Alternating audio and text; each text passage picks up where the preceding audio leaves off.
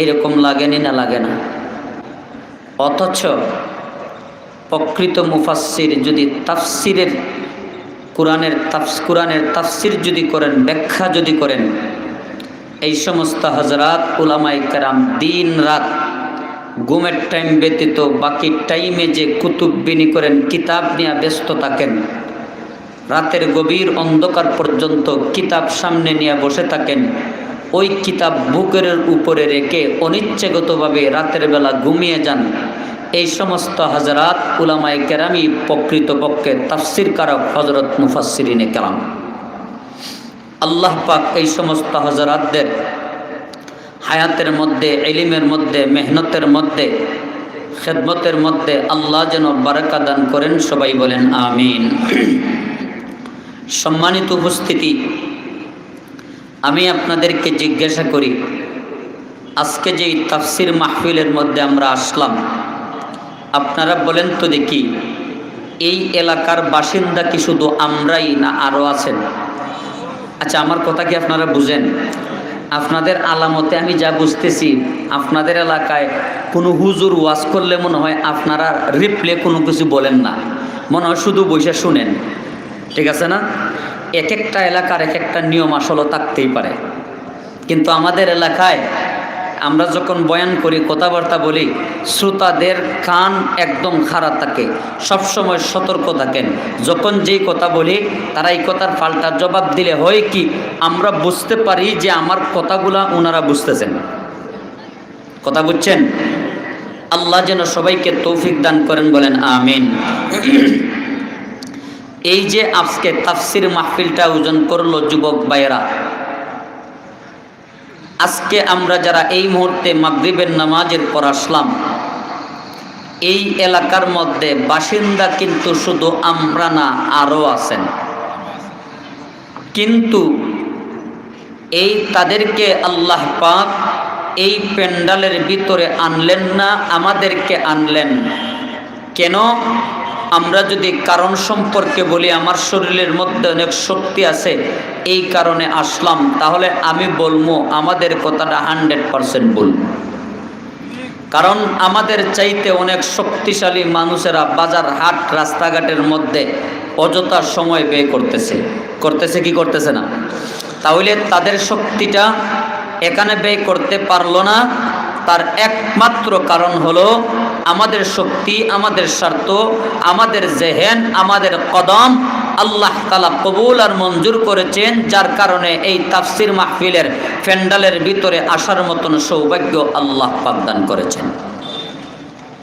2 নম্বর কথা, যেই আল্লাহ এই তৌফিক আমাদেরকে দান করলেন, আল্লাহ বলেন, বান্দা এবং বান্দি, আমি আল্লাহ তোমাদের জিন্দেগি হায়াতের মধ্যে যত সমস্ত নিয়ামত দান করেছি, এই সমস্ত নিয়ামত তোমরা যদি গণনা করতে চাও, বলেন তো দেখি, আল্লাহর দেওয়া নিয়ামত গণনা করে শেষ করা যাবে? শেষ করা যাবে না। এই কারণে আল্লাহ পাক সূরাতুর রহমানের মধ্যে প্রায় 31 বার একটা কথা আল্লাহ বলেছেন, ফাবিআইয়ি আলা'i রাব্বিকুমা তুকাজ্জিবান। এ আমার মায়ার বান্দা এবং বান্দি, আমি আল্লাহর দেওয়া কোন নিয়ামতটাকে তুমি অস্বীকার করবা? অস্বীকার করার মতন কোনো সুযোগ আছে? নাই। এই কারণে আল্লাহর দেওয়া নিয়ামত পাওয়ার পর যেই ব্যক্তি আল্লাহর দরবারে শুকরিয়া আদায় করবে, আলহামদুলিল্লাহ বলবে, আল্লাহ নিজে ওয়াদা দিয়া বলেন, নিয়ামতের শুকরিয়া আদায় করার সাথে সাথে আমি আল্লাহ তাদের উপরে ওই নিয়ামতটাকে নগদ বৃদ্ধি করে দেব। সুবহানাল্লাহ বলেন। লা ইন শাকারতুম লা আযীদান্নাকুম ওয়া লা ইন কাফারতুম ইন্না আযাবি লাশাদীদ।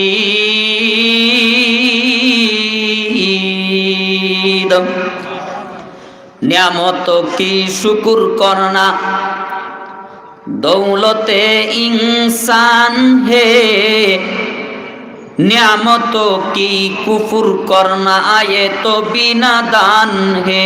শুক্রে নিয়ামত, নিয়ামতত আফজু কুনত, শুক্র নিয়ামত, নিয়ামতত আবজু কুনত, কুফরে নিয়ামতে আজ কুফত বীরু কুনাদ। শুক্র নিয়ামত হায় হকমি কুন মাদাম তা কুনদ হক বরতু নিয়ামত হা তামাম হামদ খালিক বরজবাদর আহ পেসার উমরে তাবর বাদন দিহি সর্বসার, উমরে তাবর বাদন দিহি সর্বসার। বলেন আল্লাহু আকবার। কবি বলেছেন, বন্ধুরা আমার, এই নিয়ামতের শুকরিয়া আদায় করা হচ্ছে সৌভাগ্যশীলদের কাজ। একজন মানুষকে আল্লাহ জবান দিয়েছেন, ওই মানুষটা যদি বলে আমি এই মুহূর্তে আলহামদুলিল্লাহ বলবো, তার পক্ষে কখনো সম্ভব হবে না যতক্ষণ পর্যন্ত এই জবান দিয়া আলহামদুলিল্লাহ বলার মতন সৌভাগ্য আমার আল্লাহ তাকে দান না করবেন। ও মুসলমান ভাইয়েরা আমার, যেই সমস্ত নিয়ামত আমার আল্লাহ এই তামাম জিন্দেগির মধ্যে আল্লাহ পাক আমাদেরকে মায়া করে দয়া করে দান করে দিলেন, আল্লাহ বলেন বান্দা এই নিয়ামতের বদলা হিসাবে আমি আল্লাহ জিন্দেগিতে কোনোদিন ফেরেশতাদের মাধ্যমে তোমাদের কাছে আমি বিল চার্জ করি নাই, টাকা পয়সা চার্জ করি নাই রে। বর্তমানে আমরা যে বিদ্যুৎ ব্যবহার করি, 1 মাস অথবা 2 মাস 3 মাস যদি আমরা বিদ্যুৎ বিল পরিশোধ না করি, 4 নাম্বার মাসে আমাদের কাছে পল্লী বিদ্যুৎ অফিস থেকে লাল নোটিশ আসে যেই ঘরের বিদ্যুৎ বিচ্ছিন্ন করে দেওয়া হবে। ও মুসলমান ভাইয়েরা আমার, আল্লাহ পাক রব্বুল আলামিন আকাশের মধ্যে যেই সূর্যের মাধ্যমে যেই বিদ্যুৎটা আল্লাহ পাক পৃথিবীটাকে আলোকিত করে দিয়েছেন, এই বিদ্যুতের মাধ্যমে আজ পর্যন্ত এই সূর্য নামক নিয়ামতের কোনো বিল আল্লাহ পাক চার্জ করেন নাই। আল্লাহ বলেন, মায়ার বান্দা এবং বান্দি, বিল দিতে হবে না, টাকা পয়সা দিতে হবে না। আমি আল্লাহর দেওয়া নিয়ামতটা পাওয়ার পরে জবানটা খুলে তুমি যখন একবার আলহামদুলিল্লাহ বলবে রে, আমি আল্লাহ ওয়াদা দিয়ে বলে দিলাম ওই নিয়ামতের শুকরিয়া আদায় করার সাথে সাথে, আলহামদুলিল্লাহ বলার সাথে সাথে ওই মুহূর্তে আমি আল্লাহ তোমাদের উপরে ওই নিয়ামতটাকে নগদ বৃদ্ধি করে দিলাম। সুবহানাল্লাহ বলেন। তাহলে আল্লাহর দেওয়া নিয়ামত পাওয়ার পরে আমরা শুকরিয়া আদায় করতে রাজি আছি না নাই? রাজি আছি তো ইনশাআল্লাহ। যদি আমরা শুকরিয়া আদায় না করি, আল্লাহ বলেন ইন্না আযাবি লাশাদীদ, আমি আল্লাহর দেওয়া আযাবটা কিন্তু মারাত্মক পর্যায়ের ভয়ঙ্কর। মুসলমান ভাইরা আমার, এই আযাবটা কতটুকু ভয়ঙ্কর হবে যখন আমরা কবরের মধ্যে যাব, তখন কিন্তু আমাদের বুঝে আসবে। এর আগ পর্যন্ত 100% বুঝে আসবে না, ঠিক না বেঠিক? মুসলমান ভাইরা আমার, যখন আমরা মৃত্যুবরণ, আচ্ছা আমাদের যে মৃত্যু হবে এটা দিয়ে আমাদের বিশ্বাস আছে তো? আসেনি না নাই? শুধু আমাদের না, পশু পাখিদের ভিতরে পর্যন্ত মৃত্যু যে হবে এটা দিয়ে তাদের ভিতরে 100% বিশ্বাস আছে। যদি মৃত্যু হবে এটা যদি তারা না জানতো, তাহলে জঙ্গলের যে কোনো পশু পাখি হিংস্র জানোয়ারকে চাইলেই আমরা সাথে সাথে ধরতে পারতাম, কিন্তু আমরা কি ধরতে পারি? কেন ধরতে পারি না?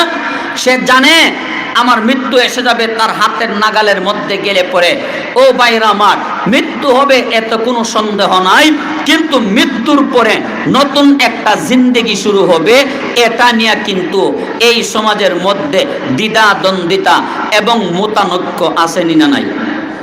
একদল আছে আস্তিক, যারা বলে মৃত্যুর পরে নতুন জিন্দেগি হবে, আর একদল আছে নাস্তিক, যারা দেয়ার ইজ নো গডে বিশ্বাসী, তারা বলে আল্লাহ বলতে কোনো কিছু নাই। তারা কয় মৃত্যুর পরে আর কোনো জিন্দেগি শুরু হবে না। নাউজুবিল্লাহ বলেন। মৌত কো সমঝা হে গাফিল ইখতিতামে জিন্দেগি, दर हकीकत मौत तेरे इब्तिदाए जिंदगी। मौत को समझा है गाफिल इख्तिताम जिंदगी, दर हकीकत मौत तेरे इब्तिदाए जिंदगी। दर हकीकत मौत तेरे इब्तिदाए जिंदगी ए चमन सहरा भी होगा ए खबर बुलबुल को दो ए चमन सहरा भी होगा ए खबर बुलबुल को दो ताकि अपने जिंदगी को सूझ कर कुर्बा करे ताकि अपने जिंदगी को सूझ कर कुर्बा करे कदम सूए मरकद नजर सूए दुनिया कदम सूए मरकद नजर सूए दुनिया किधर जा रहा है किधर देखता है किधर जा रहा है किधर देखता है अल्लाहु अकबर बोलेन कवि বলেছেন বন্ধুরা আমার ওই বুলবুলি পাখিটারে কবর দিয়া দাও তার কদমটা ওই ডাল থেকে ওই ডালে যায় তার এক একটা কদম আল্লাহর জমিনের ওই জায়গা থেকে ওই জায়গায় যায় তার যতটা কদম আল্লাহর জমিনের মধ্যে পড়ে তার প্রত্যেকটা কদম কিন্তু ওই মুহূর্তে তার 3.5 হাত কবরের দিকে ওই মুহূর্তে এগিয়ে যায় ঠিক না বেঠিক আমরা বলি না মুখের দাড়ি সাদা হইয়া গেছে ওনার বয়স বাইরা গেছে আসলে ওনার বয়সটা বাড়ছে না প্রকৃতপক্ষে কমছে মনে করেন ওনার জিন্দেগি আল্লাহ 100 বছর দান করেছিলেন বর্তমানে ওনার বয়স চলে 80 বাকি রয়েছে কয় বছর 20 বছর তাহলে জিন্দেগির লিস্ট থেকে 80টা বছর শেষ আর 20টা বছর বাকি আছে আল্লাহ পাক রব্বুল আলামিন আমাদেরকে সব সময় মৃত্যুর চিন্তা নিয়ে দুনিয়াতে বাইসা থাকার তৌফিক আল্লাহ যেন আমাদেরকে দান করেন সবাই বলেন আমিন আমি আপনাদের সামনে যে আয়াতে কারিমা তিলাওয়াত করেছি কর্তৃপক্ষের পক্ষ থেকে একটা বিষয়বস্তু নির্ধারণ করে দেওয়া হয়েছে বিষয় আসেনি না নাই কিন্তু দুঃখের বিষয় আমি ওই মাফের আলেমও না 2 নম্বরের ব্যাপার হইল বিষয়টা কোন দিন দিছেন কর্তৃপক্ষের পক্ষ থেকে আমাকে অবগত করেছেন ঠিক কিন্তু আমার মনে নাই যাই হোক বিষয় কি একটাই না আল্লাহর কালামও আরো বিষয় আছে আসেনি না নাই যে আয়াত আমি আপনাদের সামনে তেলাওয়াত করেছি এই আয়াতের মধ্যে আল্লাহ পাক আল্লাহর জলিলুল কদর একজন পয়গম্বরের কথা তিলাওয়াতকৃত আয়াতের মধ্যে আল্লাহ তাআলা বর্ণনা করেছেন যেই জলিলুল কদর পয়গম্বরের নাম হযরত আইয়ুব আলাইহিস সালাতু ওয়াস সালাম আল্লাহ পাক যত সমস্ত নিয়ামত আইয়ুব আলাইহিস সালাতু ওয়াস সালামকে আল্লাহ পাক দান করেছিলেন তার মধ্যে সবচাইতে শ্রেষ্ঠ তিনটা নিয়ামত পয়গম্বরকে আল্লাহ পাক মায়া করে দয়া করে দান করেছিলেন আল্লাহর পয়গম্বর হাদিস শরীফের মধ্যে ইরশাদ করেন এই পৃথিবীর বুকে সবচাইতে বেশি কঠিন পরীক্ষা আল্লাহর পক্ষ থেকে এসেছে সর্বপ্রথম হযরত আম্বিয়ায়ে কেরাম আলাইহিমুস সালাতু ওয়াস সালামের উপরে এরপরে সুম্মাল আমসাল ফাল আমসাল এরপরে সাহাবায়ে কেরাম এরপরে তাবিঈনে কেরাম এরপরে তবে তাবিঈনে কেরাম এই জায়গা থেকে একটা কথা আমি আপনাদের সামনে বলি আম্বিয়ায়ে কেরামদের উপরে যে ঈমানি পরীক্ষা এসেছিল আল্লাহর পক্ষ থেকে এই ঈমানি পরীক্ষাকে 1000 ভাগ করে 1 ভাগ পরীক্ষা যদি আমাদের সামনে আসতো তাহলে আমরা মনে হয় 100% ফেল মারতাম অনেকে কয় হায় হায় যদি আমি আগের জামানায় থাকতাম আরে আগের জামানায় আমার আল্লাহ যে ঈমানি ইন্তেখাব ঈমানি পরীক্ষা নিয়েছেন তোমার যেই পরিমাণ ঈমানি পাওয়ার আছে এই ঈমানি পাওয়ার নিয়ে ওই জামানায় থাকলে তুমি বেঈমান হয়ে যাইতা আল্লাহর পক্ষ থেকে পরীক্ষা আসলে পড়ে ঠিক না বেঠিক আল্লাহ পাক এই জামানায় তোমাকে পাঠিয়ে আল্লাহ পাক তোমার উপরে ইহসান আর রহমত আল্লাহ পাক মেহেরবানি তোমার উপরে করেছেন আইয়ুব আলাইহিস সালাতু ওয়াস সালামকে আল্লাহ পাক দেখার মতন শ্রেষ্ঠ তিনটা নিয়ামত দান করেছিলেন কয়টা নিয়ামত তিনটা নাম্বার 1 আল্লাহর পয়গম্বরকে আল্লাহ পাক প্রচুর পরিমাণ ধন সম্পদ দান করেছিলেন কি দান করেছিলেন ধন সম্পদ এই দুনিয়ার মধ্যে ধন সম্পদটাই হলো বর্তমান সমাজের কাছে আসল। যার কাছে সম্পদ আছে সে যেই সমাজেরই থাকুক না কেন সেই সমাজের মধ্যে সবচাইতে বড় লিডার হয়ে যায়। আর একজন আল্লাহওয়ালা মুত্তাকি পরহেজগার তার কাছে যদি টাকা না থাকে সমাজের মধ্যে কোনো সমাজের মধ্যে সে কিন্তু একবারে নিকৃষ্ট হয়ে যায় মানুষের কাছে। কথা ঠিক না বেঠিক? তাহলে এক নম্বরে আল্লাহ পাক আইয়ুব আলাইহিস সালাতু ওয়াস সালামকে দেখার মতন শ্রেষ্ঠতম নিয়ামতের মধ্যে এক নম্বরে প্রচুর পরিমাণ ধন সম্পদ দান করেছিলেন। নাম্বার 2, আল্লাহ পাক তদানীন্তন সময়ে, তদানীন্তন যুগে, তদানীন্তন সমাজের মধ্যে আইয়ুব আলাইহিস সালাতু ওয়াস সালামের চেহারাটাকে অত্যন্ত সুন্দর করে আল্লাহ তাআলা বানিয়েছিলেন। নাম্বার 3, আল্লাহ পাক রব্বুল আলামিন আল্লাহর পক্ষ থেকে নবুয়তির মতন মহান দায়িত্ব আল্লাহ তার পয়গম্বরের কাদের উপরে আল্লাহ পাক দান করেছিলেন। কয়টা নিয়ামত? 3টা। বুঝে আসছে কথা? মাশাআল্লাহ, আপনাদের মনোযোগ আছে দেখা যায়। একদিন শয়তান যাইয়া আল্লাহকে বলে, আল্লাহ আপনি আপনার পয়গম্বরকে এই পরিমাণ মায়া করে অজস্র অসংখ্য অগণিত নিয়ামত আপনার পয়গম্বরকে আল্লাহ দান করেছেন। ওগো রব্বুল আলামিন, আপনার পয়গম্বর আপনাকে কি পরিমাণ মহাব্বত করে। আমরা একজন নেতাকে মহাব্বত করতেই পারি, তবে দেখার বিষয় হলো ওই নেতা আমাদেরকে কি পরিমাণ মহাব্বত করে। কথা ঠিক না বেঠিক? আইয়ুব আলাইহিস সালাতু ওয়াস সালাম সম্পর্কে শয়তান যখন যাইয়া প্রশ্ন করেছে, আল্লাহ এই মনোনীত পয়গম্বরকে আল্লাহ পাক এই সমস্ত নিয়ামত আপনি মায়া করে দয়া করে দান করেছেন, ওগো আল্লাহ আপনার পয়গম্বর আপনাকে কি পরিমাণ মহাব্বত করে।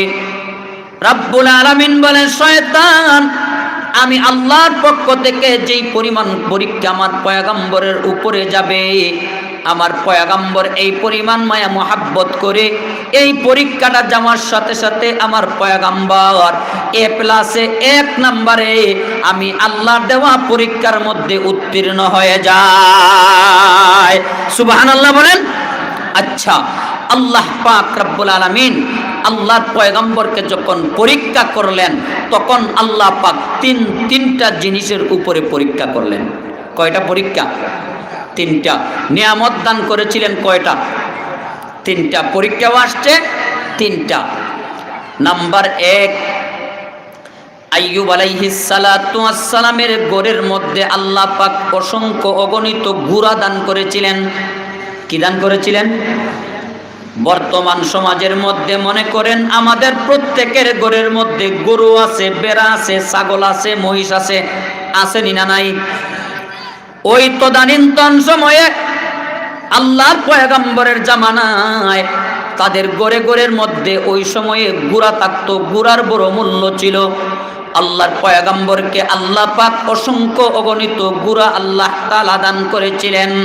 হঠাৎ করে একদিন আল্লাহর পয়গম্বরের একজন রাখাল যখন মাঠের মধ্যে ঘোড়াগুলা নিয়ে গেছে, হঠাৎ করে দুপুর বেলা একজন রাখাল আল্লাহর পয়গম্বরের কাছে আসছে। আসার পরে বলে, আল্লাহর পয়গম্বর প্রতিদিনের ন্যায় আজকে যখন এই ঘোড়াগুলা গো পয়গম্বর আমি মাঠের মধ্যে নিয়ে গেলাম, নিয়ে যাওয়ার পরে হঠাৎ করে দেখলাম কি যেন একটা দূষিত বাতাস গো পয়গম্বর একটা ঘোড়ার নাক দিয়া ঢুকেছে। যেই মুহূর্তে ঘোড়ার নাক দিয়া ওই দূষিত বাতাসটা প্রবেশ করেছে, সাথে সাথে ওই ঘোড়াটা অজ্ঞান হয়ে অচেতন হয়ে ওই মুহূর্তেই ওই জায়গার মধ্যে মারা গেছে। ওগো আল্লাহর পয়গম্বর মুহূর্তের ভিতরেই আমি তাকিয়ে দেখলাম ওই ঘোড়াগুলার সাথে আপনার মালিকানায় আমার জিম্মাদারিতে ওই মাঠের মধ্যে যত অসংখ্য অগণিত ঘোড়াগো আল্লাহর পয়গম্বর ছিল সমস্ত ঘোড়াগুলা ওই মুহূর্তেই মাঠের মধ্যে মারা গিয়েছে। যখন আল্লাহর পয়গম্বর এই কথাটা শুনলেন, শোনার সাথে সাথে কি জবাবটা দিলেন, জবাবটা শোনার পরে আপনারা জবাব দিবেন আল্লাহর পয়গম্বর সম্পদের উপরে পরীক্ষা আসার পরে ফাঁস করছেন না ফেল করছেন। আল্লাহর পয়গম্বর বলেন অসুবিধা নাই, সুবহানাল্লাহ বলেন। যেই আল্লাহ দিয়েছেন ওই আল্লাহ নিয়েছেন, আর আমি তো জানি যে আল্লাহ দিতে পারেন ওই আল্লাহ নিতে পারেন। 3 নম্বর বার আমার আল্লাহ ওই সম্পদটাকে কয়েক গুণে ডাবল করিয়া আমার ঘরে আবার ফিরিয়ে দিতে পারেননি না পারেন না? ও মুসলমান ভাইয়েরা আমার, আল্লাহর পয়গম্বর বলেন অসুবিধা নাই, তোমার উপরে আমার কোনো অভিযোগ নাই, আল্লাহর বিরুদ্ধেও আমার কোনো অভিযোগ নাই, আমি পয়গম্বর হিসাবে বলে দিলাম। কারণ এই সমস্ত সম্পদের প্রকৃত মালিক আমি নয়, এই সমস্ত সম্পদের প্রকৃত মালিক হলেন একমাত্র, সবাই বলেন একমাত্র, ইন্নাল্লাহা ইয়া'মুরুকুম আন তুওয়াদ্দুল আমানাতি ইলা আহলিহা, ই আমানত চন্দেরু জানজদে মাস, ই আমানত চন্দেরু জানজদে মাস, দর হাকিকতে মালিকে ঘর সেই খুদাস, দর হাকিকতে মালিকে ঘর সেই খুদাস। ও মুসলমান ভাইয়েরা আমার, এই সমস্ত সম্পদের 100% প্রকৃত মালিক যদি আমি হইতাম, তাহলে মরণের পরে কাফনের সাথে ওই মুহূর্তে আমার সম্পদের সমস্ত সম্পদগুলা আমি ওই মুহূর্তে আমার 3.5 হাত কবরের মধ্যে আমি নিয়ে যেতে পারতাম। কিন্তু আপনাদেরকে আমি জিজ্ঞাসা করি, একজন মানুষ যখন মারা যায়, মারা যাওয়ার সাথে সাথে তার যদি পার পরিমাণ সম্পদ থাকে, 1 টাকাও কি ইমাম সাহেব তার কাফনের পকেটের ভিতরে ঢুকাইয়া দেন? তাহলে বোঝা গেল যা পাহাড় পরিমাণ সম্পদ থাকলেও ওই সম্পদগুলা তিনি নিয়ে যাইতে পারেন না। এতে করেই বোঝা যায় এই সম্পদের প্রকৃত মালিক তিনি কিন্তু ছিলেন না। ও মুসলমান ভাইয়েরা আমার, যেই সম্পদের প্রকৃত মালিক আমি নয়, আজকে আমাদের সমাজের মধ্যে মাত্র 4 আঙ্গুল জায়গা নিয়ে মাথা ফাটাফাটি হয়, এমন কি খুন খারাপি পর্যন্ত সমাজের মধ্যে হয়নি না হয় না? তামাম গ্রামের মুরব্বিয়ানে কেরাম মেইলা কয়, 4 আঙ্গুল জায়গা তুমি তোমার বাইকে দিয়া দাও সামান্য আসা যাওয়া করার জন্য। তামাম গ্রামের মানুষ এক জায়গায় হয়ে বলার পরেও কিন্তু 1 আঙ্গুল জায়গাও কয় ছাড়তাম না, কয়নি না কয় না? আপনারা বলেন তো দেখি, ওই আল্লাহর বান্দা যখন মারা যাবে তখন কি চুল পরিমাণ জাগার একটা অংশ নিয়ে যাইতে পারবে? তাহলে ওই যে 4 আঙ্গুল পরিমাণ জায়গাটা ছাড়লো না, মারা যাওয়ার পরে 1 চুল পরিমাণ নিয়ে যেতে পারলো না, এতেই বোঝা যায় এই সম্পদের প্রকৃত মালিক আপনি আমি নয়, সম্পদের প্রকৃত মালিক একমাত্র কে? আর একটু জোরে বলেন কে? 2 নাম্বার কথা, যাদের কাছে সম্পদ আছে, আমার উস্তাদে মুহতারম আল্লামা জুনায়েদ বাবু নগরী রহমতুল্লাহি আলাইহি হাটহাজারী মাদ্রাসায় তিরমিজি আউয়ালের দর্শে তিনি একটা কথা বলেছিলেন, আজ পর্যন্ত আমার কলিজার মধ্যে গাতা আছে এবং কথাটার উপরে আমার আমলও আছে। আলহামদুলিল্লাহ বলেন। আল্লাহর ওলি বলেছিলেন, তোমার সামনে তোমার আল্লাহর কোনো বান্দা বান্দির আইসা যদি হাত পাতিয়া যদি বলে আল্লাহর ওয়াস্তে দান করেন, অর্থাৎ কোনো আল্লাহর বান্দা বান্দি যদি তোমার আল্লাহর নামটা তার জবানে নিয়ে তোমার সামনে যদি কোনো কিছু চায়, তাহলে সর্বাত্মক চেষ্টা করবা তার হাতে কিছু না কিছু দিয়া দিতে। তার কারণ হলো তোমার জিন্দেগির সবচাইতে বড় মায়া, যেই মায়া মহাব্বতটা আপনি আল্লাহকে করেন, ওই আল্লাহর নামটা আপনার নাম আপনার সামনে নিয়েছে।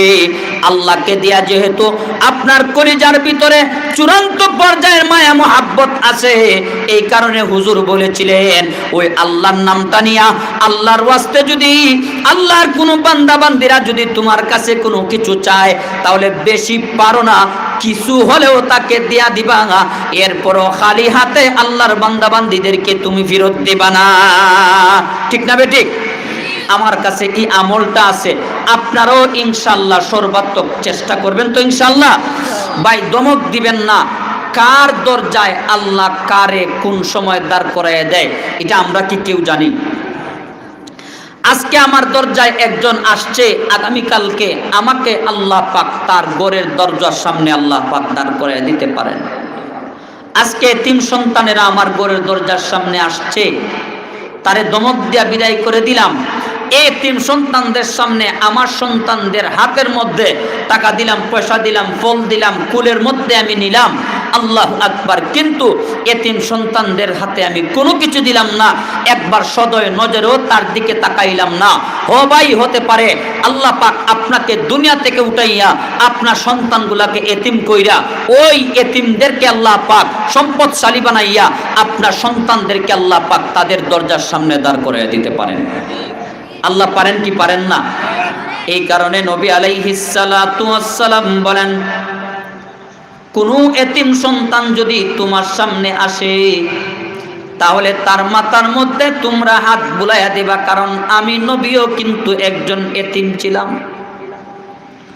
ওই কোনো এতিম সন্তান যদি তোমার সামনে এসে দাঁড়ায় ও তোমার রাস্তার মধ্যে যদি তার সাথে সাক্ষাৎ হয়, দিনের নবী বলেন আমার উম্মত, তার মাথার মধ্যে তুমি যদি হাতটা বুলাইয়া দাও তাহলে তোমার হাতের নিচে তার মাথার যতটা চুল পড়বে প্রত্যেকটা চুলের বিনিময়ে আল্লাহ পাক এক একটা নেকি তোমার আমলনামার মধ্যে দান করে দিবেন।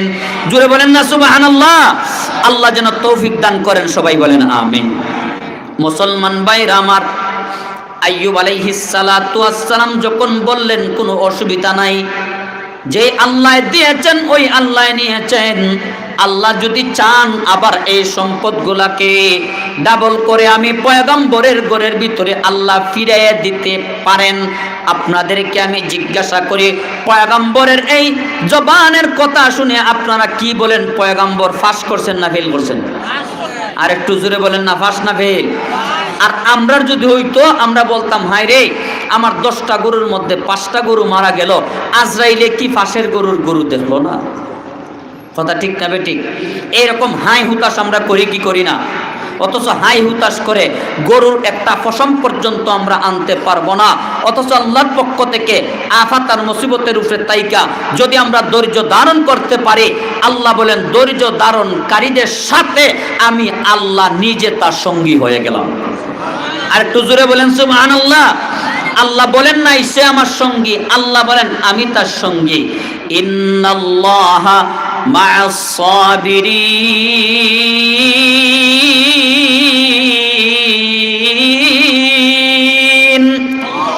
আল্লাহ বলেন মা'আস সাবিরিন, নিশ্চয়ই আল্লাহ তাআলা ধৈর্য ধারণকারীদের সঙ্গী হয়ে যান। এই কারণে আমাদের সম্পদের উপরে যদি কোনো পরীক্ষা আল্লাহর পক্ষ থেকে আসে, আমরা ইনশাআল্লাহ ধৈর্য ধারণ করতে পারবো তো ইনশাআল্লাহ? চেষ্টা করব, আল্লাহ যেন তৌফিক দান করেন, বলেন আমিন। মুসলমান ভাইয়েরা আমার, 2 নম্বরে আল্লাহর পয়গম্বরের কাছে দ্বিতীয় দিন একজন কৃষক আসছে। আসার পরে বলে, আল্লাহর পয়গম্বর, আপনার মালিকানায় আমার জিম্মাদারিতে যতগুলা ক্ষেত পয়গম্বর ছিল, অন্যান্য মৌসুমের তুলনায় এই মৌসুমে এই ফসলগুলা আল্লাহ পাক ভরপুরভাবে আপনার ক্ষেতের মধ্যে দান করেছেন। ওগো আল্লাহর পয়গম্বর, প্রতিদিনের ন্যায় আজকে যখন আমি জমিনের মধ্যে গেলাম ফসলগুলা দেখার জন্য, তখন আমি হঠাৎ করে তাকিয়ে দেখলাম পঙ্গপালের মতন কি যেন গো পয়গম্বর আপনার এই জমিনের মধ্যে ফসলের মধ্যে আক্রমণ করেছে।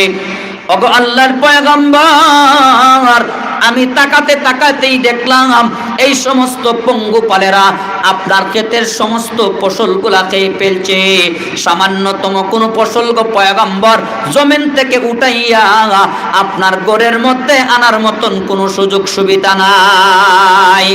আল্লাহর পয়গম্বর বলেন অসুবিধা নাই, সুবহানাল্লাহ বলেন। যেই আল্লাহ দিয়েছেন ওই আল্লাহ নিয়েছেন, ওই আল্লাহ 3 নম্বর বার আমার ঘরের মধ্যে আল্লাহ ফিরাইয়া দিতে পারেন। আল্লাহর পয়গম্বর বলেন, ভাই তুমি শুধু আমার জন্য দোয়া করে নিবা, যে তো সমস্ত পরীক্ষা আমার আল্লাহর পক্ষ থেকে আমার উপরে আসবে, সমস্ত পরীক্ষার মধ্যে আমি পয়গম্বর যেন উত্তীর্ণ হতে পারে, সেই দোয়াটা তুমি আমার জন্য আল্লাহর দরবারে করবা। সুবহানাল্লাহ বলেন। আচ্ছা, 1 নম্বরে গুড়াগুলা নাই, 2 নম্বরে ফসল নাই, এই পরীক্ষার মধ্যে আমরা যদি পড়তাম আমাদের ইমানি হালতটা কি হইতো? একটু নিজে একটু চিন্তা করে দেখি। মুসলমান ভাইয়েরা আমার, এর পরের ধাপে আল্লাহর পয়গম্বর রাতের বেলা খুব আরাম আয়েশে ঘুমাইছেন। হঠাৎ করে দেখলেন শরীরের মধ্যে একটু জোর জোর ভাব। মানে 1 নাম্বার পরীক্ষা সম্পদের শেষ, 2 নাম্বার পরীক্ষা আসছে, জোর জোর ভাব। সকালবেলা আল্লাহর পয়গম্বর দেখলেন শরীরের মধ্যে সামান্য, আমরা বলি ফুরি, আপনারা কি বলেন? হ্যাঁ, আচ্ছা আচ্ছা, যাই হোক, মোটামুটি বুঝছেন তো, যেটাই বলেন বুঝে নিছেন তো। এই ফুরাগুলা যখন আল্লাহর পয়গম্বরের বিভিন্ন শরীরের বিভিন্ন জায়গা দিয়া যখন বের হয়েছে, আল্লাহর পয়গম্বর আর বুঝার বাকি নাই। এই মুহূর্তে জানের উপরে, পয়গম্বরের উপরে আল্লাহর পক্ষ থেকে পরীক্ষা চলে আসছে। মুসলমান ভাইরা আমার, কিছুদিনের মধ্যে আল্লাহর পয়গম্বরের শরীরের এই পুরার সাইড দিয়া যখন আস্তে আস্তে গড়াইয়া গড়াইয়া পানিগুলা বের হয়, আল্লাহর পয়গম্বর আর বুঝার বাকি নাই। এই মুহূর্তে মনে মনে ভাবলেন, আমার শরীরটা মনে হয় এই মুহূর্তে পছন্দ হয়ে গেছে। তাফসিরে মাযহারির মধ্যে আল্লামা সানাউল্লাহ পানিপতি রহমতুল্লাহি আলাইহি উল্লেখ করেন, এই পৃথিবীর ইতিহাসে সর্বপ্রথম বসন্ত রোগ হয়েছে আল্লাহর পয়গম্বর আইয়ুব আলাইহিস সালাতু ওয়াস সালামের শরীরের মধ্যে। সর্বপ্রথম বসন্ত রোগটা হয়েছে আল্লাহর জলিলুল কদর পয়গম্বর হযরত আইয়ুব আলাইহিস সালাতু ওয়াস সালামের গায়ের মধ্যে। ও মুসলমান ভাইরা আমার, আল্লাহর পয়গম্বর যখন দেখলেন পায়ের আঙ্গুল থেকে নিয়ে মাথার তালু পর্যন্ত সমস্ত শরীরটা ওই রোগটায় গ্রাস করে ফেলছে, তখন তিনি আল্লাহর কাছে একটা দোয়া করলেন। আল্লাহর পয়গম্বর 18 বছর অসুস্থতার মধ্যে তাইকা সর্বমোটে 3টা দোয়া করেছিলেন। কয়টা দোয়া? 3টা। সবাই বলেন কয়টা? এই জায়গার মধ্যে একটা, সামনে আরো 2টা দোয়া আছে। আল্লাহ যদি সময়ে বরকত দেন, ইনশাআল্লাহ 2টা দোয়া শুনবেন। আল্লাহর পয়গম্বর আল্লাহর কাছে 1 নম্বরে দোয়া করলেন, আল্লাহ, আমার পায়ের তালু থেকে নিয়ে মাথার তালু পর্যন্ত রূপ দিয়েছেন। আল্লাহ, আমার ভিতর থেকে আপনার উপরে কোনো অভিযোগ নাই, দুঃখ নাই, কষ্ট নাই, কিন্তু দয়ার আল্লাহ, আপনার কাছে এই মুহূর্তে আমি 2টা অঙ্গের জন্য গল্লা, আমি আপনার কাছে আমি নিরাপত্তা চাই।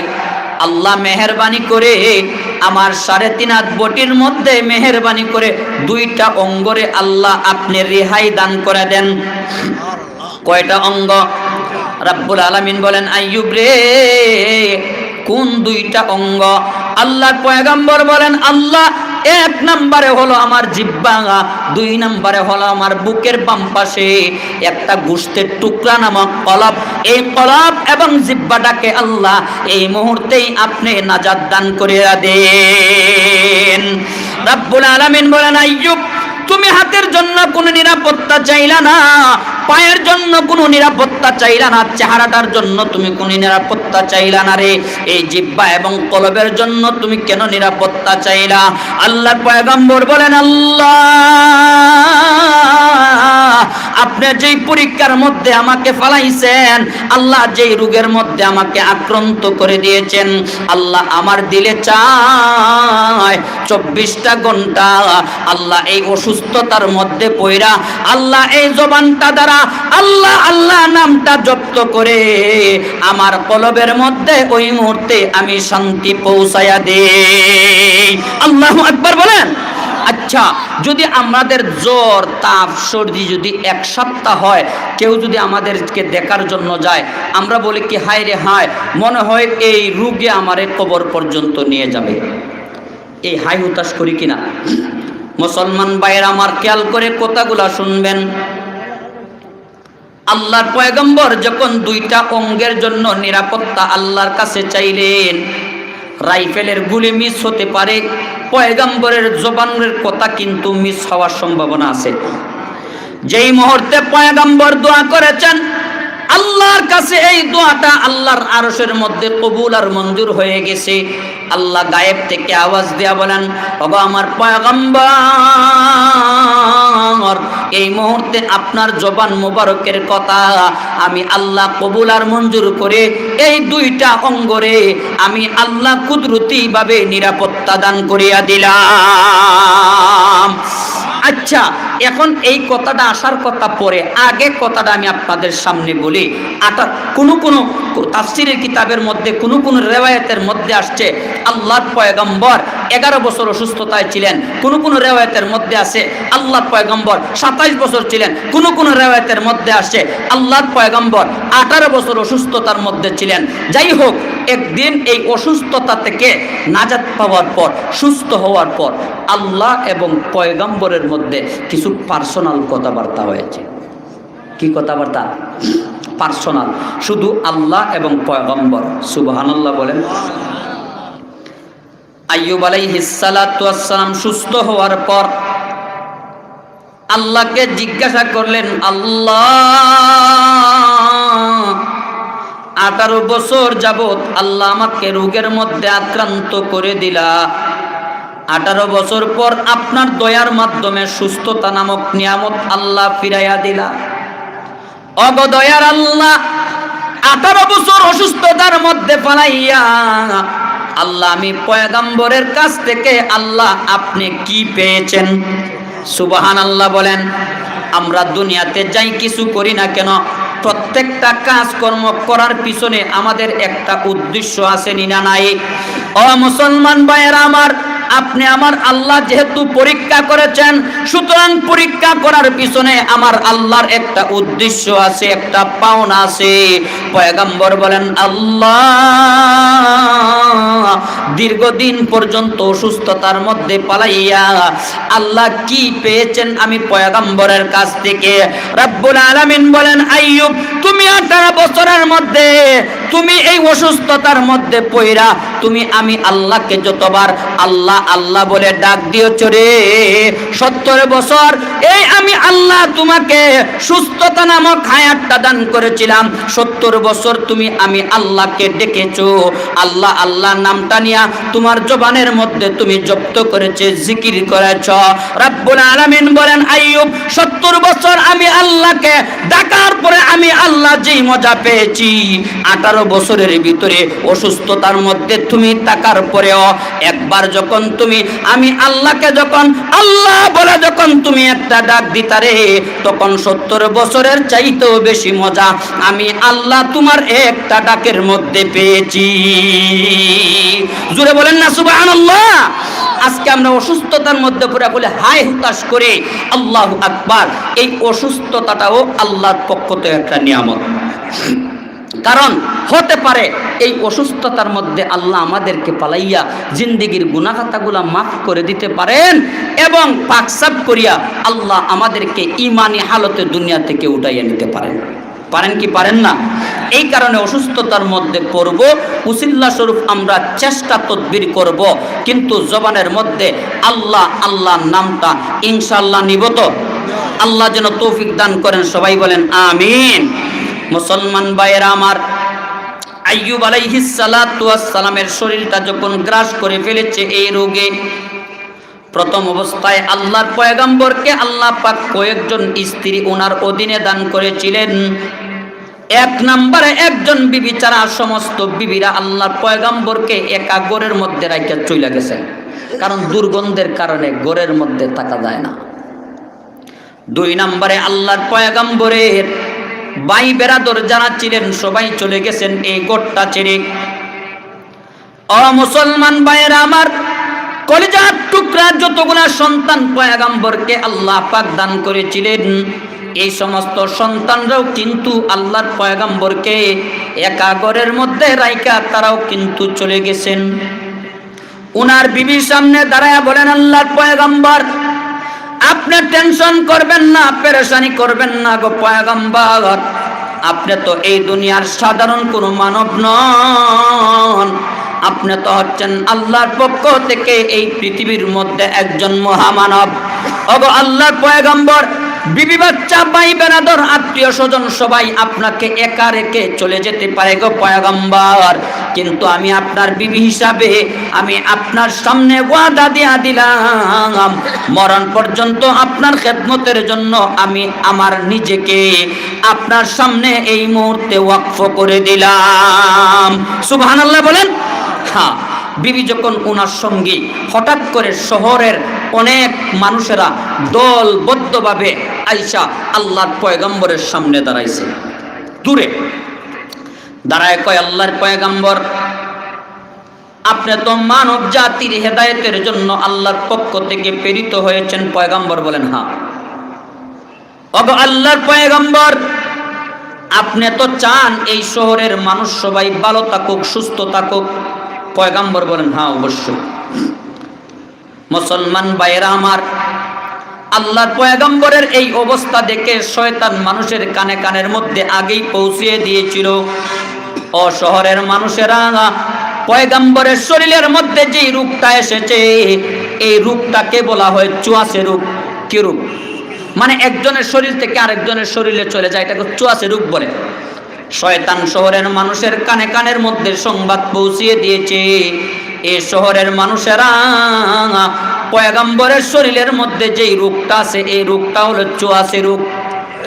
তোমরা যদি এই শহর থেকে আল্লাহর পয়গম্বরকে যদি এই মুহূর্তে বিতাড়িত করে না দাও, তাহলে তোমাদের শিশু বাচ্চারা পয়গম্বরের সামনে যাবে আর বাতাসের মাধ্যমে চুয়াশে রূপটা তোমাদের শরীরের মধ্যে যখন আক্রমণ করবে, আক্রমণ করার পরে তোমরাও কিন্তু পয়গম্বরের মতন হয়ে যাবে। আল্লাহর পয়গম্বরের এই কথাটা যখন শয়তান মানুষের কানের মধ্যে কুৎসা রটনা করা শুরু করেছে, তখন ওই সমাজের শহরের মানুষেরা আল্লাহর পয়গম্বরের সামনে আসিয়া কয়, ওগো আল্লাহর পয়গম্বর, আপনি যেহেতু আমরা সবাই ভালো থাকি, সুতরাং মেহেরবানি করে আমাদেরকে বাঁচাতে গিয়ে, আমাদেরকে সুস্থ রাখতে গিয়ে মেহেরবানি করে এই শহরের এই গোটটা ছেড়ে গ্রামের কোনো জায়গার মধ্যে এই মুহূর্তে আপনি আশ্রয় নিয়ে নেন। নাউজুবিল্লাহ বলেন। আল্লাহর পয়গম্বর বলেন অসুবিধা নাই, তোমরা যেহেতু ভয় করো চুয়াশে রোগের কারণে তোমরা আক্রান্ত হয়ে যাবে, এই কারণে আল্লাহর পয়গম্বর বিবিকে বলেন, বিবি গো চলো আমরা চলে যাই এই শহরটা ছেড়ে। এর মানে মান ইজ্জতের উপরে পরীক্ষা চলে আসছে।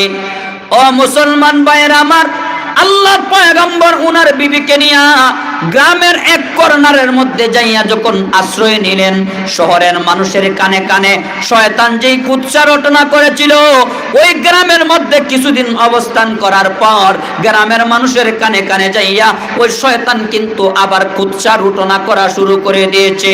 গ্রামের মানুষেরা আল্লাহর পয়গম্বরের সামনে গেছে, যাওয়ার পরে বলে, ওগো আল্লাহর পয়গম্বর, এই শহরের মানুষেরা আপনাকে যেই কারণে থাকতে দেয় নাই, শহরের মানুষদের পক্ষ থেকে যেই অভিযোগ আছে গো পয়গম্বর, আমরা গ্রামগঞ্জের মানুষের পক্ষ থেকেও আপনার উপরে এই অভিযোগ এসে গেছে।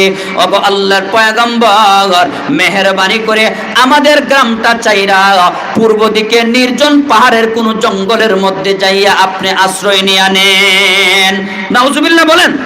তাহলে শহরেও থাকতে পারেন নাই আল্লাহর পয়গম্বর, গ্রামেও থাকা সম্ভব হয় নাই।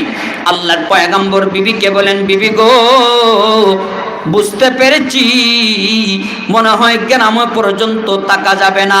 ও মুসলমান ভাইয়ের আমার, শয়তান আপ্রাণ পর চেষ্টা করতেছে আল্লাহর পয়গম্বরের ইমানের মধ্যে কলঙ্কের দাগ লাগানোর জন্য, কিন্তু যেহেতু তিনি আল্লাহর পয়গম্বর, এই কারণে প্রত্যেকটা কথার উপরে, প্রত্যেকটা পরীক্ষার উপরে মুহূর্তে মুহূর্তে নগদে নগদে আল্লাহর পয়গম্বর 100% ভাবে উত্তীর্ণ হয়ে দাপে দাপে সামনের দিকে আগাইতেছেন। কথা বলেন ঠিক না ঠিক? মুসলমান ভাইয়েরা আমার, উনার বিবিকে নিয়ে আল্লাহর পয়গম্বর পাহাড়ের এক সাইটের মধ্যে চলে গেলেন। যেই জায়গার মধ্যে কোনো জনবসতি নাই, পশু পাখিরা পর্যন্ত তেমন নাই, ওই মুহূর্তে আল্লাহর পয়গম্বরের স্ত্রী আল্লাহর পয়গম্বরের সামনে দাঁড়ায় বলেন, ওগো আল্লাহর পয়গম্বর, বুঝলাম আমরা সম্পদ হারাইলাম, বুঝলাম আমরা বিটবাড়ি পর্যন্ত হারাইলাম, আজকে যে পাহাড়ের নির্জন জঙ্গলের মধ্যে আমরা আশ্রয় নিয়েছি, ওগো আল্লাহর পয়গম্বর, গ্রামে এবং শহরে থাকা অবস্থায় মোটামুটি আমরা খাদ্য পাইতাম, আজকে যে আমরা পাহাড়ের নির্জন জঙ্গলের মধ্যে এসেছি, মেহেরবানি করে বলেন দেখি আমরা খাদ্য কোত্থেকে আমরা আনবো? কথা বলেন ঠিক না বেঠিক?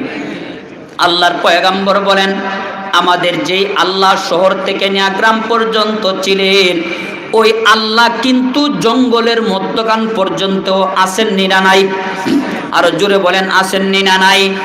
আল্লাহর পয়গম্বর হাদিস শরীফের মধ্যে বলেন, আল্লাহর কোন বান্দা বান্দিরা যদি 100% আস্থা এবং তাওয়াক্কুল বিশ্বাস যদি আল্লাহর উপরে রাখতে পারে রে, তাহলে আকাশের উড়ন্ত পাখিকে আমার আল্লাহ যেইভাবে রিজিক পৌঁছায়া দেন, ঠিক তেমনি ভাবে তাওয়াক্কুল করনেওয়ালা বান্দা বান্দিদের ঘরের ভিতরে আল্লাহ তাআলা রিজিকের ব্যবস্থা করে দিবেন।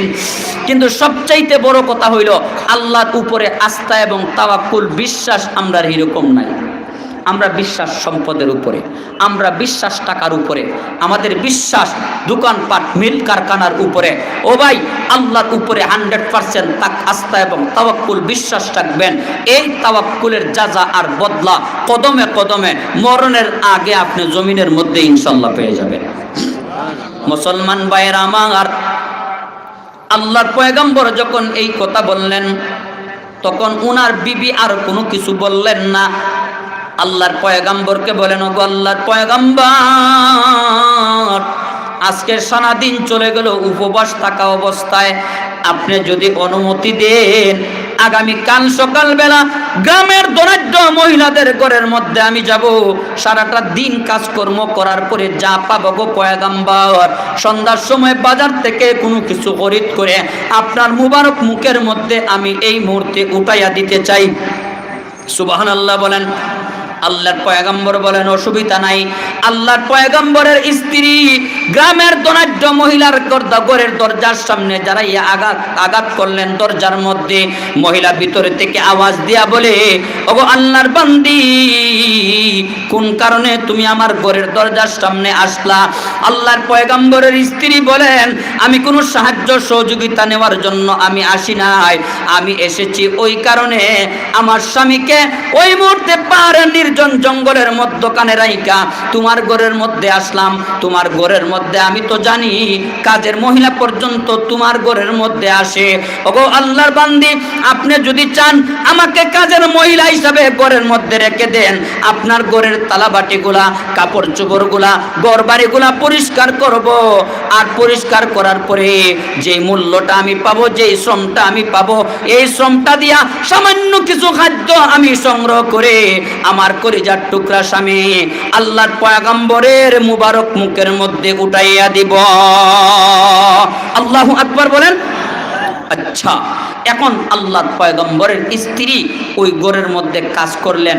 কাজ করা তো কোনো বদনামের কাজ না, বদনামের কাজ, চুরি করা বদনামের কাজ, সুদ খাওয়া, ঘুষ খাওয়া, কালোবাজারি করা, এগুলা হচ্ছে বদনামের কাজ। আর সাধারণ কোনো শ্রম যদি আপনি দেন, শ্রম যদি এই কষ্টটা যদি আপনি করেন, কষ্ট করার পরে যেই শ্রমটা পাইবেন, এই শ্রমটা 100% হালাল। কথা বলেন ঠিক না বেঠিক? এই কারণে সাহাবায়ে কেরাম রিদওয়ানুল্লাহি তাআলা আলাইহিম আজমাইন আল্লাহর পয়গম্বরের সরাসরি সোহবতের বরকতে 100% হালাল পথে তো থাকতেনই প্রত্যেকজনের চিন্তা চেষ্টা করতেন যে সব সময় যাতে নিজেকে কোনো কাজের মধ্যে নিয়োজিত রাখা যায়।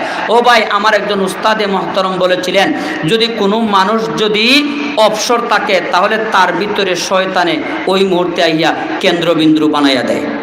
কথা বলেন ঠিক না বেঠিক? তাহলে কাজ করা বদনামের কাজ নয়, চুরি করা বদনামের কাজ।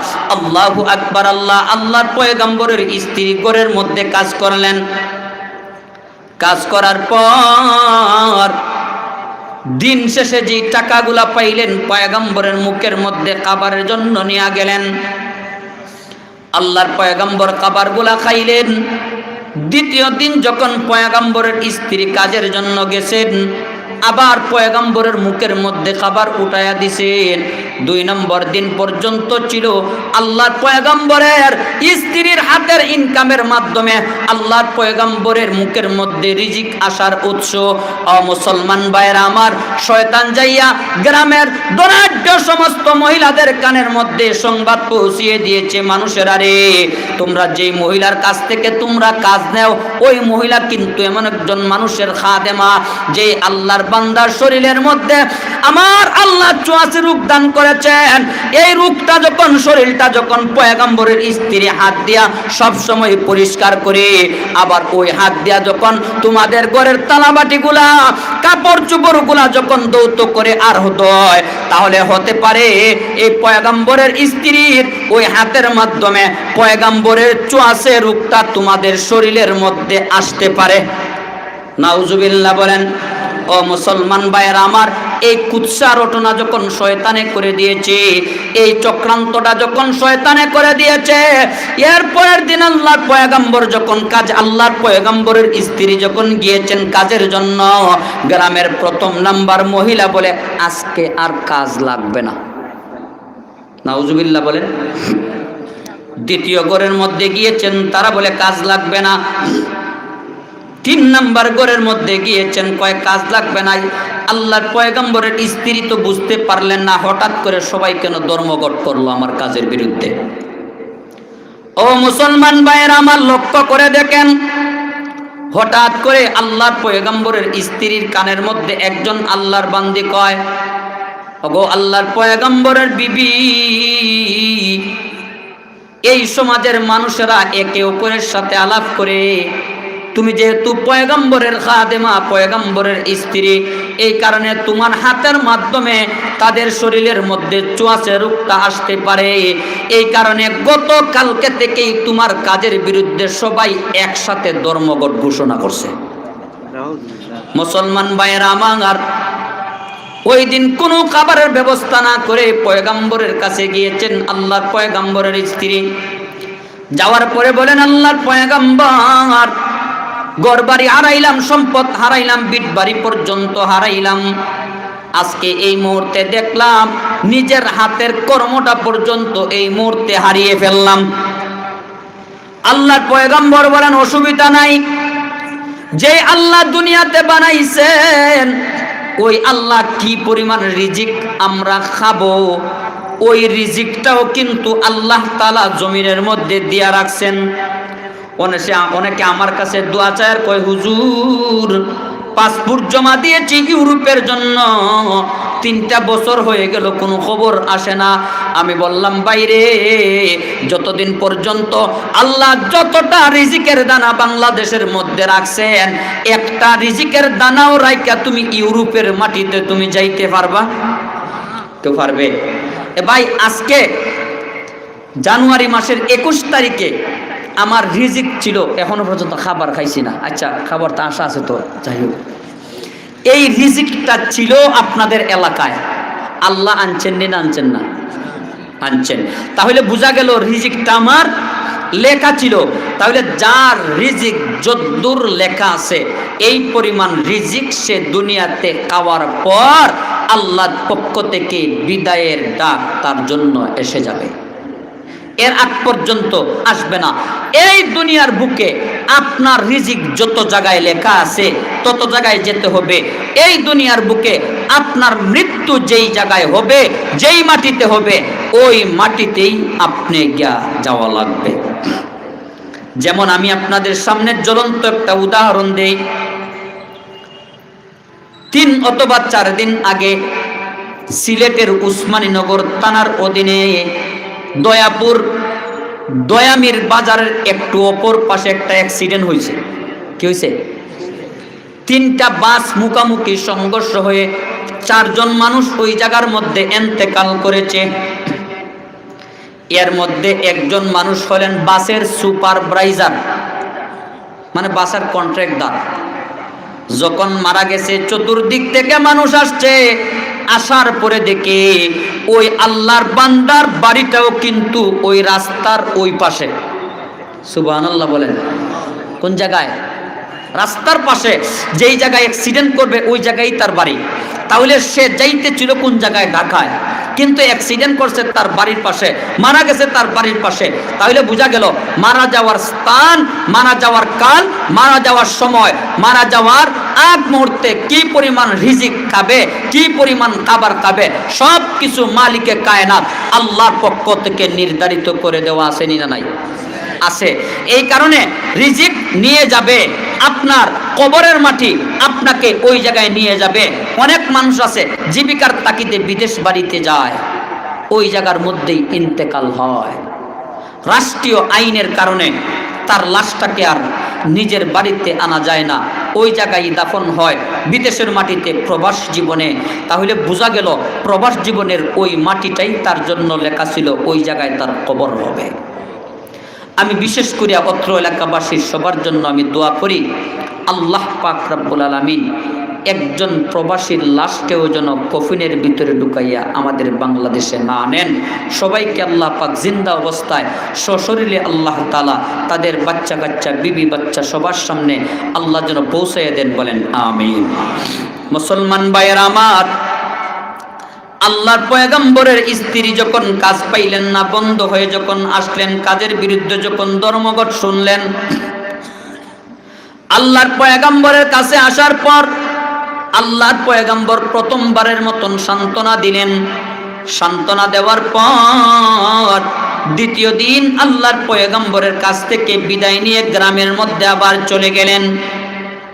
ওই গ্রামের মানুষেরা কয়, ওগো আল্লাহ পয়গম্বরের বিবি, গতদিন আপনাকে বললাম কোনো কাজ দিব না, আজকে কেন আমাদের ঘরের সামনে আসছো? আল্লাহর পয়গম্বরের বিবি বলেন, আজকে তোমাদের কাছ থেকে সাহায্য নেওয়ার জন্য আসি নাই, তোমাদের ঘরের মধ্যে কোনো কাজকর্ম করার জন্য আসি নাই।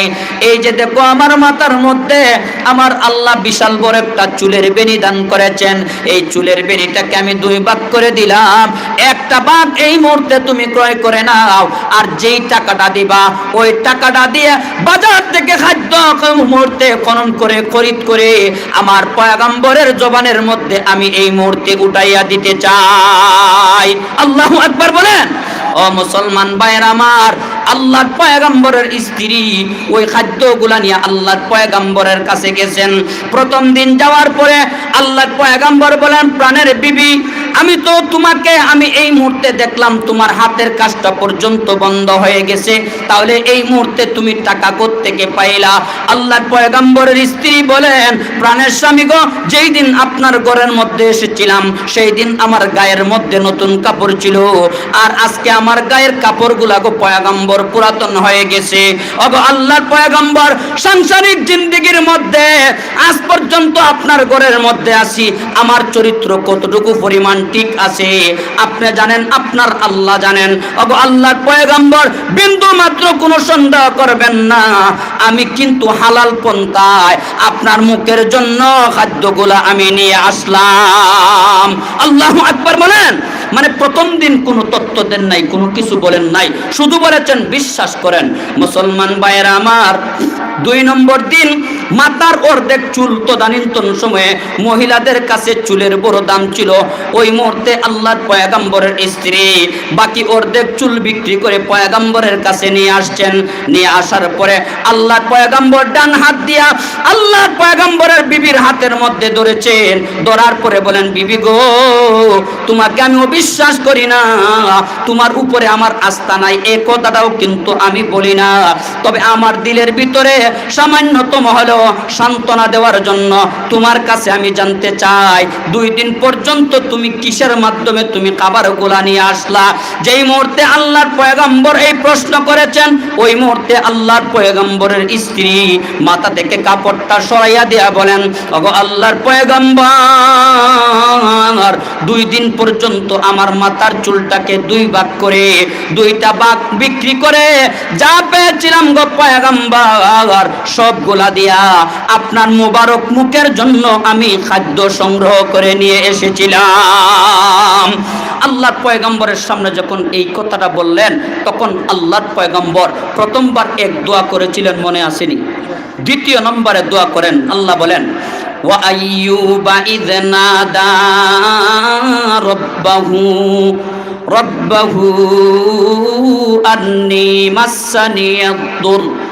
আন্নী মাসানিয়াদ-দুররু ওয়া আনতা আরহামুর রাহিমিন।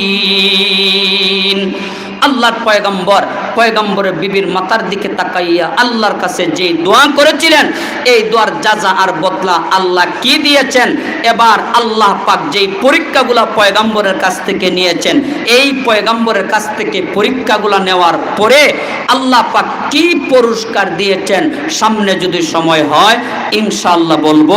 এই পর্যন্ত আল্লাহ পাক আমাদেরকে জানের উপরে, মালের উপরে, সম্পদের উপরে, ইজ্জতের উপরে পরীক্ষা আসলে আল্লাহ যেন ধৈর্য ধারণ করার তৌফিক দান করেন, এবং আমরা প্রত্যেকেই আমরা চেষ্টা করব নবীর সুন্নতটাকে সবসময় আমাদের 3.5 বডির মধ্যে বাস্তবায়ন করা। সবাই চেষ্টা করব তো ইনশাআল্লাহ। হাসরের ময়দানে যারা যারা নবীজির শাফাআতের উপযুক্ত হবে, এর মধ্যে তারাই অগ্রাধিকার প্রাপ্ত হবেন যাদের মুখে নবীজির ইউনিফর্ম অর্থাৎ দাড়ি থাকবে। রঙ্গে সুন্নত রঙ্গ ইসলামি পাওয়াত, সিবগাতুল্লাহ নকশে কুরআমি পাওয়াত, রঙ্গে সিদিক রঙ্গ তাকওয়া ওয়া ইয়াকিন, তাআবুদ বাকি বুওয়াদ বর আবিদি, হুব্বে সুন্নাত দাবে বর হুব্বে রাসূল, হুব্বে সুন্নাত দাবে বর হুব্বে রাসূল, মান আহাব্বা সুন্নতি রাকুন কবুল। আমিন বলেন। আল্লাহ পাক নবীর রঙে রঙিন হয়ে আল্লাহ পাক এই দুনিয়া থেকে বিদায় নেওয়ার তৌফিক আল্লাহ যেন আমাদেরকে দান করেন। এই সমস্ত যুবক ভাইদের অক্লান্তে কষ্টে করা এই তাফসিরুল কোরআন মহাসম্মেলনকে হাসরের ময়দানে আল্লাহ পাক আমাদের জন্য যেন নাজাতের জরিয়া বানিয়ে দেন। সবাই বলেন আমিন। ওয়া আখির দাওয়ানা আলহামদুলিল্লাহি রাব্বিল আলামিন। মুহতারাম হাজিরিন, মাহফিলে 7:30 মিনিটে এশার নামাজ হবে। এশার নামাজের পর